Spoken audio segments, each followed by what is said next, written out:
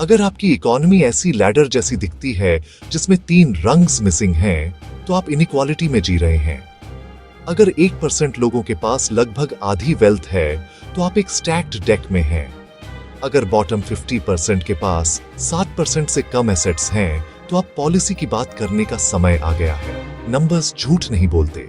Recent report से पता चलता है कि रिचेस्ट 10% के पास नेशनल वेल्थ का लगभग 35% हिस्सा है। बॉटम हाफ मुश्किल से 6-7% जुटा पाती है। यह कोई गैप नहीं है, यह एक कैनियन है। 2019 और 2024 के बीच इनइक्वालिटी तेजी से बढ़ी। इंडिया अब दुनिया के सबसे अनइक्वल देशों में से एक है। सरकार के इनकम डिस्ट्रीब्यूशन मैट्रिक्स से तुलना करें, वहां कुछ प्रोग्रेस हुई है, लेकिन वेल्थ कॉन्सेंट्रेशन एक अलग कहानी बताता है।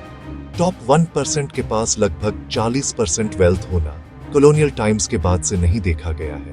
ये ग्रोथ को अफेक्ट करता है, ये सोशल मोबिलिटी को अफेक्ट करता है, ये इंस्टीट्यूशंस में ट्रस्ट को अफेक्ट करता है। तो हम क्या करें? टैक्स डिजाइन को ठीक करें। लोअर इनकम हाउसहोल्ड्स के लिए एसेट बिल्डिंग बढ़ाए। सिर्फ इनकम ही नहीं, वेल्थ को भी मेजर करें। छोटे पॉलिसी शिफ्ट्स ये बदल सकते हैं कि कौन जीतता है। एक डीपर डाइव चाहते हैं? डेटा बैक्ड ब्रेकडाउन्स और प्रैक्टिकल फिक्सेस के लिए फॉलो करें।